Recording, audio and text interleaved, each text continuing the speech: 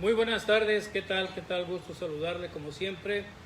Soy Víctor Hugo Aguilar Gagiola en este espacio de A Primera Voz y estamos transmitiendo por nueva ocasión en la parte todavía experimental, tanto en el equipo como el día y la hora. Por lo pronto les saludamos desde este espacio, Rosendo Torres Rodríguez. Buenas tardes, Víctor Hugo. Gracias por invitarme de nueva cuenta a este gustado programa donde abordaremos temas de actualidad. Un saludo a quienes nos siguen por las redes.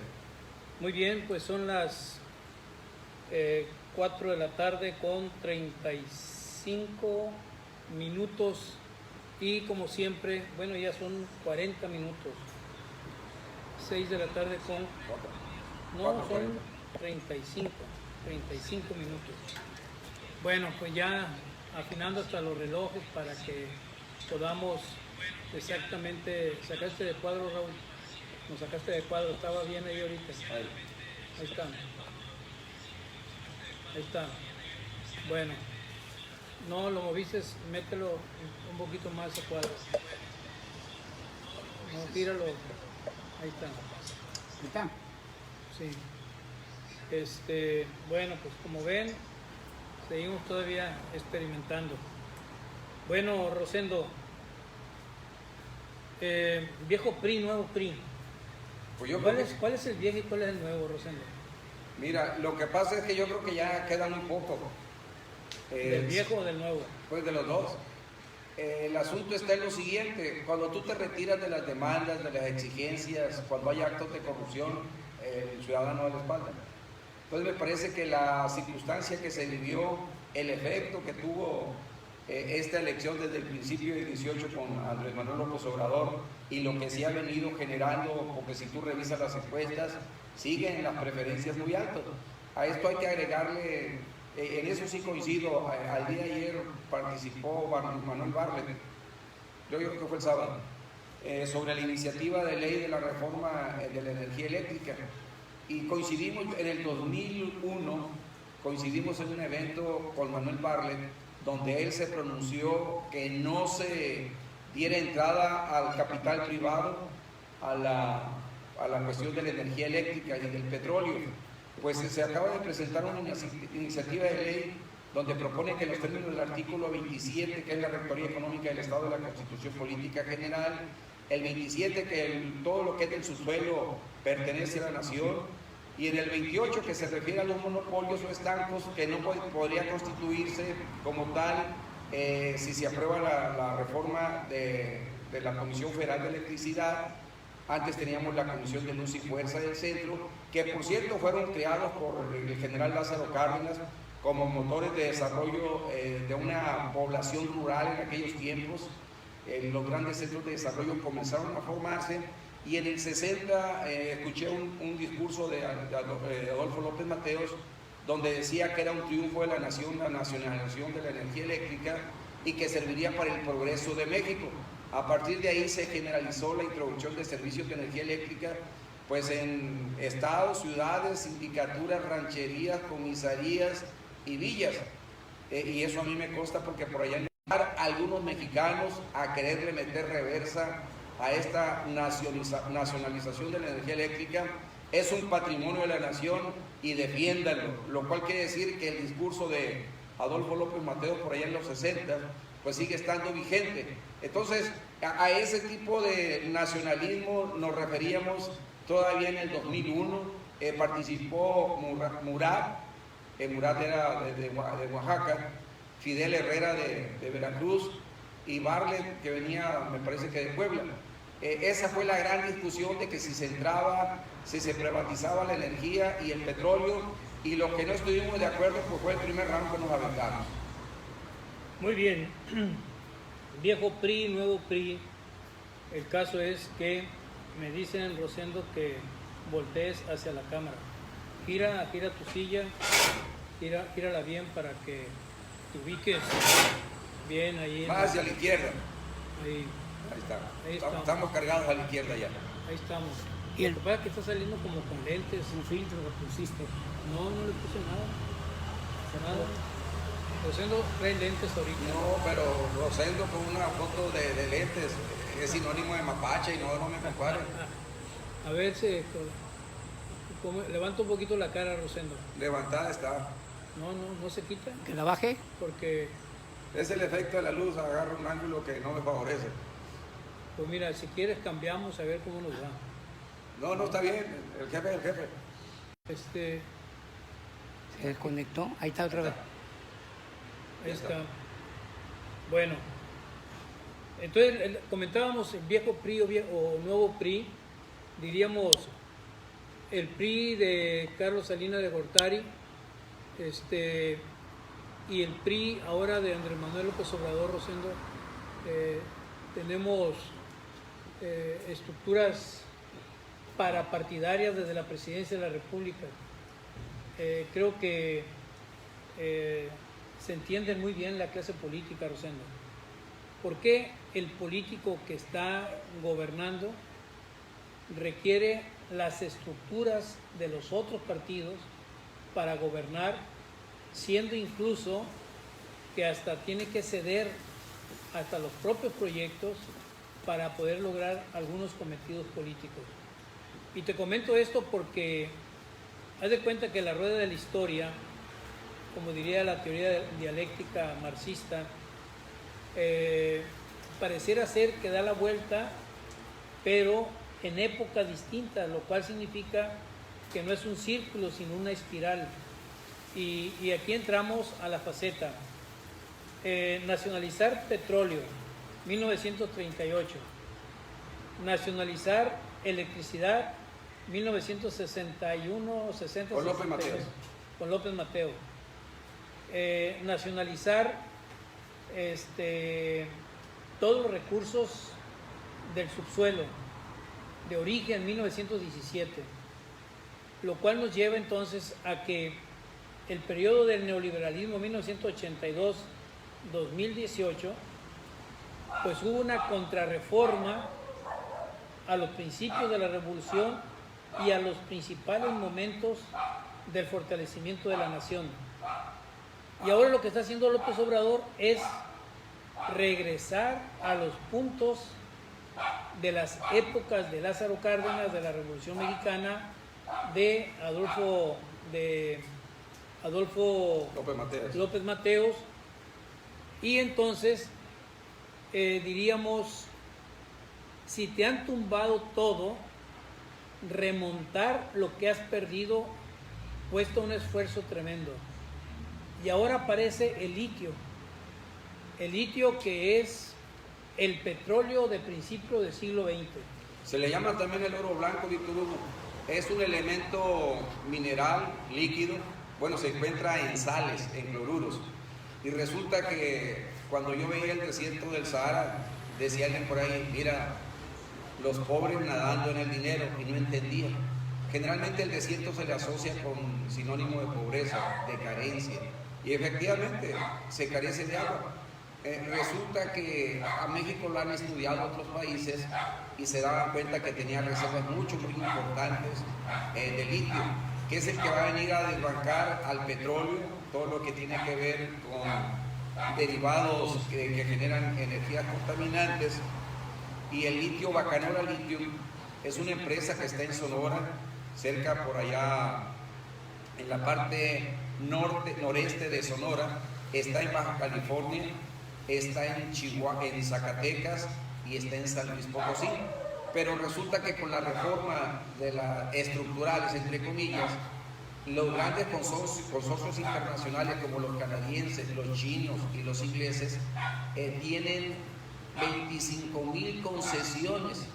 Le entraron originalmente con oro, plata y bronce, pero en realidad ya en la iniciativa de ley que se presenta se ve muy claro que aquellos que tengan las concesiones y que no han hecho estudios de exploración para determinar si es rentable o no la actividad, no han llegado obviamente a la exploración, mucho menos a la producción, esas se cancelarán. Quien estuvo ahí participando en esa mesa, Víctor Hugo, dice que el oro, la plata que nos robaron los españoles ya fue superado de los neoliberales. como en unas 300 veces se han llevado más cantidad de oro y más cantidad de plata. Y ahorita el mineral del futuro es el litio, porque es el que hace que funcione el celular. Si tú vas a una refaccionaria de esas de importación, ya te venden baterías de litio, valen entre 6,000 y 7,000 pesos. Los carros van a funcionar, precisamente Estados Unidos trae una propuesta de que a partir del 2030 parece que ya van a ir eliminando lo que tiene que ver con el consumo de gasolina o los famosos híbridos, con gasolina y electricidad. De manera que las reservas que tiene nada más Chihuahua, pues están consideradas que pueden durar 80 años, pero con todos los yacimientos, pues hay buen futuro para México. Aquí el asunto es que la rectoría económica, que no nos saqueen como nos han estado saqueando. Ya una compañía china entró comprando acciones de Bacanora Litio, y resulta que acaba de comprar porque ya México pintó la raya y no va a dar más concesiones. Pues resulta que los chinos ya se quedaron con la mayor parte de las acciones. Nuestros principales clientes de consumo son los de Estados Unidos, lo que tiene que ver con la industria automotriz y la cuestión de celulares. De manera que los chinos han estado ganando terreno y hay todavía reservas probadas en San Luis Potosí, en Zacatecas, y bueno, esa es la discusión. Y estamos vendidos hasta 2106. Muy bien, el problema es que en el proyecto de la 4T, Andrés Manuel López Obrador se ha planteado reestructurar el modelo de nación. Estamos regresando a un nacionalismo revolucionario, llamaríamos a un nacionalismo moderno, donde se pueda comprender que el patrón de regreso, hay resistencia, Rosendo, que le debe de preocupar a la presidencia de la República de cómo puede reaccionar las corporaciones empresariales, de cómo pueden reaccionar los voceros ideológicos de la ultraderecha, como también de los propios clérigos. Y me refiero, por ejemplo, a esta iniciativa de legalizar el aborto hasta la semana número 12, y que hay resistencia en los estados. Incluso en Estados Unidos, a principios de los años 60, se legalizó el aborto para proteger el derecho a la vida de la mujer, de la madre. Y ahorita en Texas, a pesar de que hay una dirección ejecutiva de proteger el derecho al aborto, en Texas, en el estado de Texas de Estados Unidos, no hay marcha atrás. Se resisten los grupos de derecha a cambiar y aceptar las leyes de protección al aborto. Bueno, y aquí en México lo tenemos, por ejemplo, Sinaloa. Sinaloa, el Congreso del Estado aprobó una ley que hasta la 6ª semana nada más, y esa aprobación involucró a todos los partidos políticos. Ahorita que hay un sentido contrario en la Suprema Corte de Justicia, la Cámara de Diputados no se atreve a subir a tribuna a nadie.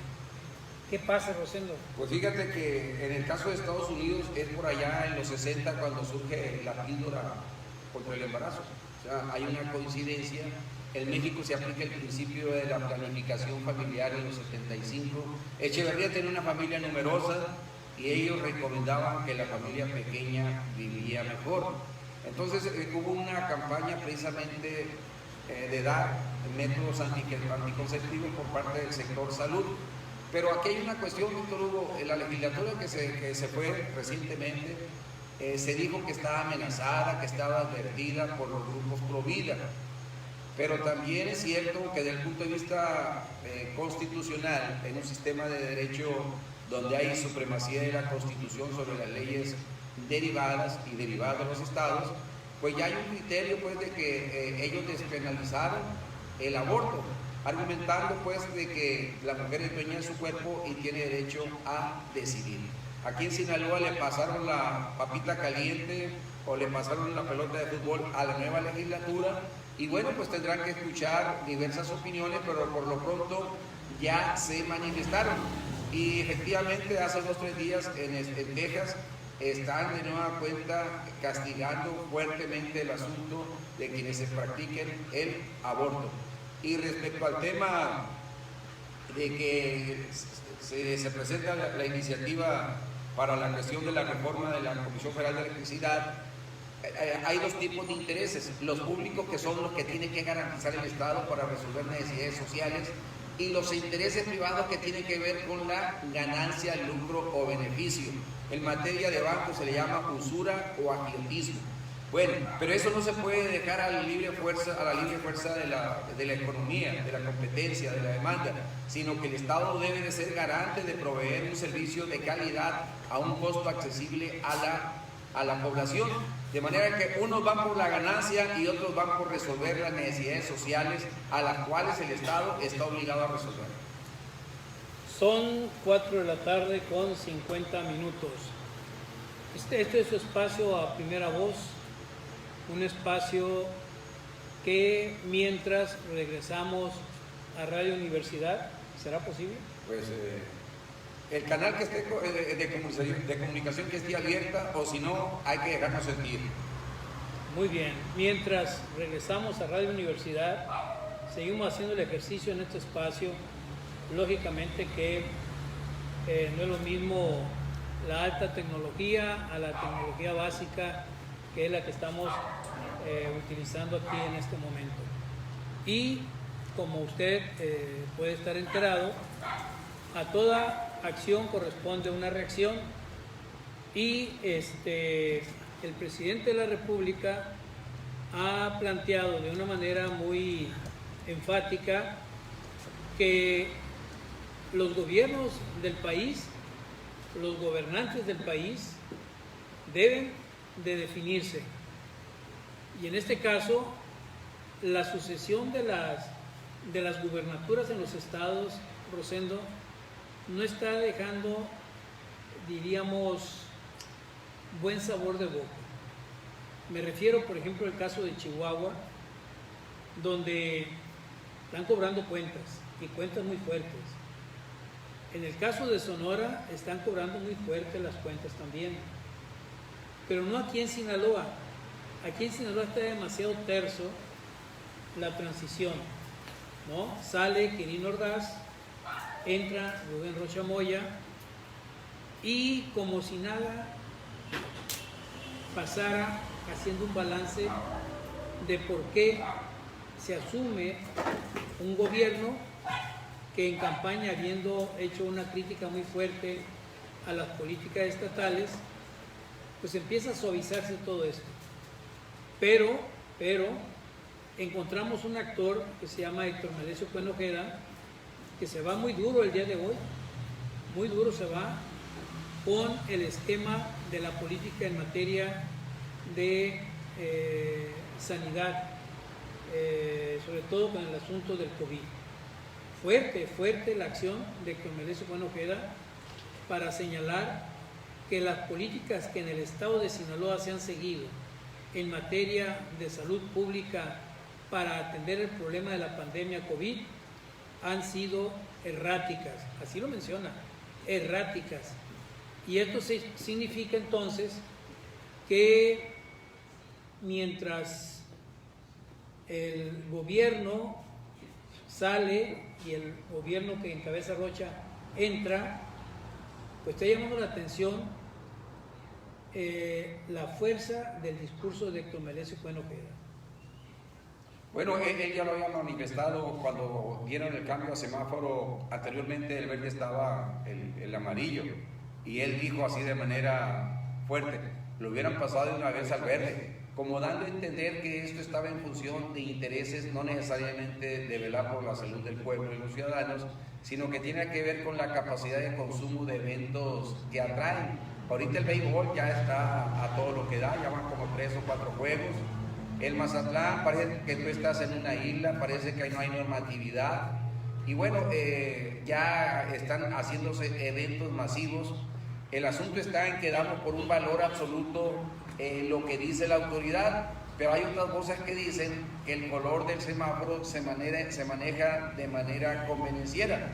Yo recuerdo que en los tiempos de la elección estratégicamente se cambió el semáforo a color verde y bueno, salió adelante, pero luego venían, como dicen por ahí, las recaídas o que se presentaba otro tipo de virus más agresivo y bueno, esperemos que no repunte de nueva cuenta. Hay la pretensión de la apertura de clases ya presenciales y pues hay que tener cuidado. Y también es cierto que los padres de familia tenemos en cierta medida algo de responsabilidad, porque van los niños al béisbol, los niños los llevan a donde van, pero tenemos que advertirles que hay un riesgo. Y si los niños ya estuvieran vacunados, a lo mejor otro cantar fuera. Pero llegamos a un punto importante, Rosendo. Es cierto que cada quien es responsable de su salud y que puede ir a donde quiera, como quiera. Pero si llega una persona a un centro comercial, a una escuela, a un cine, a un partido de béisbol y le dicen, muestra que estás vacunado, la persona puede decir, no necesito obligatoriamente mostrar que estoy vacunado. Mídanme si yo estoy saludable, sí o no, para entrar. Traigo mi cubrebocas, me puedo poner el gel antibacterial y eso es lo que se me exige, estar sano para entrar. Y mucho vacunado puede ser portador y puede que no manifieste síntomas. Y es más peligroso el vacunado con asintomático que el no vacunado y que demuestra no tener síntomas. Pues a Bolsonaro iba a entrar a un partido de fútbol por ahí en Brasil y no lo dejaron entrar. Soy el presidente, no le hacen. Usted estuvo enfermo de COVID y no cree en la vacuna. Entonces había aquí la idea de que todo el mundo de nuestra cartera trajéramos el certificado de que ya fuimos vacunados. Aquí lo traigo yo hasta en mi carro. Claro, yo me debo seguir cuidando, pero dijeron, por si te paran, ahí dice que ya estás vacunado. Entonces, este es el certificado de Rosendo. No traigo licencia para conducir, pero sí traigo el certificado de que ya fui vacunado. Y tampoco me andes poniendo, ¿no? Yo pienso que aun cuando diga alguien, a mí no me ha pegado o yo ya me pegó, todavía podemos seguir siendo portadores del virus. Y aquí la responsabilidad es, si uno se cuida, es en beneficio de todos. Pero fíjate lo interesante. El individuo es un problema de salud personal. Pero cuando el individuo se multiplica y forma comunidad, y esta comunidad a su vez forma movilidad social, se convierte en salud pública. Así es. Entonces, medida de salud pública es responsabilidad del Estado, Claro, del gobierno. así es. La salud individual es responsabilidad de cada quien y de las familias. Como decían por ahí, después de la puerta de acceso en tu casa, ahí tú pones la regla, pero afuera es de orden público. Bien, entonces, llegamos al punto siguiente. Las escuelas en su regreso a clases, que están mostrando, por cierto, mucha resistencia magisterial. La 53 no está yendo ninguna. Exactamente. Entonces, entramos a otro nivel. Pasar de la salud pública a una psiquis pública. Y cuando la psiquis pública se convierte en un problema de resistencia para generar el cambio, entonces ya se convierte en un problema del orden público. Por el pánico que se genera. Exactamente. ¿Qué encontramos? Que la pequeña muestra de escuelas que están activadas a nivel nacional y que aquí en Sinaloa están activadas las escuelas, pocas pero están activadas, hasta ahorita ha funcionado el experimento. Es decir, si hay contagio, no está demostrado que este se haya adquirido en el espacio escolar, pero un contagio que entre al espacio escolar es de alerta. Entonces, las medidas de prevención para una acción que permita evitar que pase de ser focal, impedir que pase a ser grupal y un elemento de salud pública. Y creo que esta es la política que se ha intentado hacer, pero no ha sido muy clara. Por ejemplo, los estadios de béisbol, ayer el estadio para jugar el partido de fútbol México contra Honduras, se vio que no respetaron el 30% de aforo. Se vio que estaba Era el 60. casi lleno, 60 o más por ciento. El aforo estaba autorizado a 60. Y si ha estado autorizado a 60 es demasiada gente. Entonces, como que te mueves en lo que son los reclamos del mercado y los reclamos de la salud pública. Y es aquí donde dice Héctor Melencio Bueno Ojeda, el Estado está fallando porque no ha sido claro en las políticas para orientar el comportamiento de las comunidades. Se genera una especie de temor existencial, Víctor Hugo, y dices tú, bueno, o mando a mi hijo a que se supere, pero si le llega a pasar algo me va a quedar un sentimiento de culpa de por vida. O lo quiero oculto o lo quiero vivo.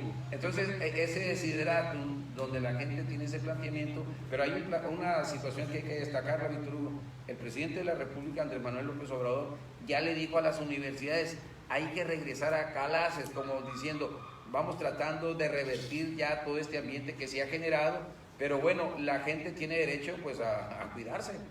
Pues sí, pero igual también nos estamos acercando a un precipicio, Sí. Rosendo. Si tenemos un rezago escolar, luego tenemos un atraso escolar, pues podemos llegar al punto de un shock escolar. Antes nos consideraban como una sociedad de cuarto año de primaria. Con un año, 8 meses que ya llevamos, pues no sé a qué grado nos bajarían ya. Pero es mundial. Yo creo que debe de haber aquí una respuesta de conciencia de frente al fenómeno. Este fenómeno del COVID, por ejemplo, en Europa, estoy hablando de Italia, estoy hablando de Alemania, estoy hablando de Austria, estoy hablando de otros países, están en la cuarta ola. Y cuando terminábamos la segunda ola decíamos, ya pasó esto. Y se vino la tercera ola más fuerte con Delta. Ah, pero ya vino mutada, ya traía mutación. Pero estamos terminando la tercera ola y nos estamos pensando Que es punto de llegada. que es punto de llegada cuando es punto de transición. Así es. Y si es punto de transición, tienes dos esquemas. Uno, la vacuna ayuda. Más del 90% de los hospitalizados es persona no vacunada o con vacuna incompleta. Más del 90%. Quiere decir que menos del 10% hospitalizado es persona vacunada. Y la letalidad de las personas no vacunadas es el doble respecto a las personas vacunadas, porque llegan a tener las famosas comorbilidades. Entonces llegamos al punto de decir, a ver, pensemos, nadie ha dicho hasta ahorita que la tercera ola es el fin del COVID. Nadie lo ha dicho. Me refiero a organismos especializados. Siempre están hablando de a lo que entran los países, las comunidades, es a un sistema de preocupación. ¿A quién tenemos en línea telefónica? Buenas tardes. Buenas tardes. No tenemos. Estamos Isaac. probando. Bueno, Isaac López Bañuelos, buenas tardes. Adelante. Adelante, te escuchamos. colgó. ¿Colgó? Sí. Bueno, entonces estamos llegando al punto, Rosendo, donde si sigues mirando con pesimismo el fenómeno del COVID, no tenemos futuro. No podemos seguir teniendo cerradas las Nos alcanzó escuelas. el destino. Exactamente. Adelante, Entonces, Isaac. estamos aprendiendo y tenemos que aprender a vivir esto. Adelante. Sí, Isaac, buenas tardes, adelante. Ok, estoy siguiendo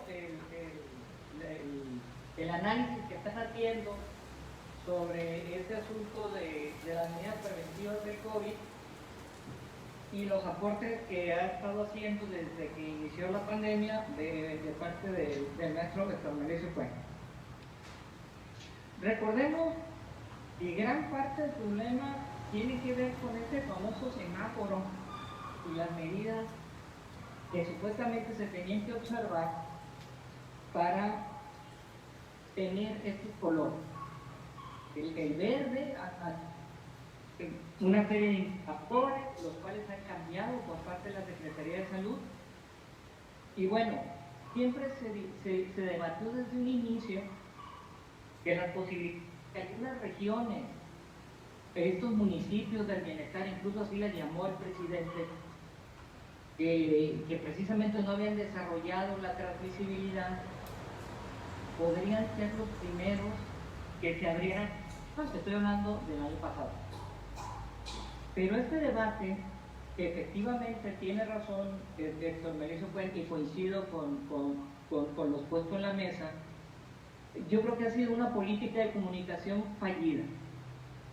Tenemos, sí, a López-Gatell con un gran trabajo informando sobre la disponibilidad, sobre el sector salud, pero la parte de comunicación central que tenía que ver con la transmisibilidad del virus, estas medidas preventivas de lavado de manos, el cubrebocas, la necesidad de los filtros sanitarios, creo que ahí el gobierno de sus tres niveles quedó a deber. Claro, hay medidas como las de Estrada Ferreiro, que yo recuerdo muy bien el año pasado, unas decisiones del gobierno fuertes sobre el centro, sobre toda esta zona comercial del primer cuadro, pero de ahí en fuera, si uno ve cómo se movieron los diferentes gobiernos municipales en Sinaloa o el mismo gobierno estatal, pues uno no puede dar de deber, y nos quedaron a deber a los ciudadanos con una política muy clara, dirigida a toda la población, dependiendo de la población objetivo, jóvenes, sobre todo vimos los grandes problemas que se dieron con los jóvenes desde el año pasado por este asunto de la transmisibilidad. Entonces, yo sí coincido en que nos quedaron a deber, y que ha habido voces como la de Héctor Melesio Puente, que ha estado insistiendo que el asunto no es fácil y que tenemos que tomar conciencia. Quizás eso sea el aporte más significativo, ¿no? Y ahorita también se necesita diseñar lo que viene siendo la salida, la salida del confinamiento para los estudiantes y el regreso a clases, y ahí se necesita también de poner mucha atención. Ese era el comentario que quería hacer. Muchas gracias, Isaac López Bañuelos, nuestro politólogo. Son 5 de la tarde con 8 minutos. Fíjate, Víctor Hugo, que la gente no quiere ir a los hospitales, por eso el informe que rinde tanto el hospital infantil, el hospital general, el hospital que es atendido por militares. Tú hablas de referencias del Seguro Social de Mochis, de Mazatlán, y te dicen, tenemos camas disponibles, pero resulta que hay enfermos que no quieren ir allá, y mucho menos quieren ir a las clínicas particulares, específicamente la que está ahí pasando el puente de Tierra Blanca, donde han quitado casas, y le quitan las casas y de todos modos se mueren. O sea, han hecho de la crisis un mercantilismo puro, en ese caso de los particulares. Mira, Rosendo, el costo mínimo de atención en una clínica privada de COVID es de 250,000 pesos. Es para abrir, que te reciban. Costo mínimo. Sí. Es decir, tú traes síntomas, te hacen el estudio, te hacen tomografía, te hacen la IPC, te hacen la IgG, te hace todo el abecedario. Luego te internan y llega el neumólogo, y luego viene el equipo de enfermeras, y todo eso, Rosendo, todo eso, al tercer día, para darte de alta, te dicen debe 250,000 pesos. La tarjeta o las escrituras de la casa. Por lo menos. Pero ha habido casos, Rosendo, que hay familias enteras que se internan en clínicas privadas aquí, en cualquier parte, y hay pacientes de la familia que están pagando arriba de 500,000 pesos. Incluso hay médicos cuya práctica es leonina, como el caso de algunos que se dicen especialistas en COVID y hasta tienen capacidad de publicidad y los contratan que vengan de X lugar y viniendo de otro estado de la República, llegan y durante los días que están cobrando honorarios por kilogramos de oro. Y a ellos no les importa si vive o muere el paciente, llevándolos incluso a condiciones de crisis, como que saben cómo manipular el momento y más que curarlos rápido, les prolongan, y como a ellos no les importa si muere. ¿Es el mercantilismo con la salud? Completamente. Incluso ha habido personas que van y se internan en lugares muy prestigiados de salud y les cuesta hasta 5 millones de pesos el tratamiento de COVID. Es decir, se abrió una esfera de oportunidad para el mercantilismo de la salud. Tremendo, tremendo esto. Y hay grupos de médicos que el tratamiento no te cuesta arriba de 25, 30 mil pesos en exceso de tiempo largo, prolongado de tratamiento. Mira, hay un caso de un médico que ya trabajaba en el Seguro Social de Costa Rica y lo llamaban, iba, te cobraba 500 pesos, te daba mucha medicina, lo voy a visitar en 5 días, y gente con COVID, ya los 5 días no tenía nada. No, dice, no hay problema, nada más que si tiene medicina, regrésala porque la voy a seguir regalando. O sea, también hubo gente que se portó a la altura. Entonces, eso de que ir a la clínica es sinónimo de garantía de salud, pues es muy relativo. Lo más probable es que se vaya a la salud y también se vaya a la casa y la chequera y la tarjeta de crédito y la de... Muy sencilla la fórmula, Rosendo. Cuídate para que no te dé. Pero si te da, atiéndete desde el primer síntoma. Si te da gripa, hazte la prueba. Si empiezas a tener dolor de cabeza, hazte la prueba. Tú ya conoces tu organismo y sabes cuando traes un cuadro gripal y puedes confundirlo con un contagio. ¿Cómo dirimir eso? La prueba.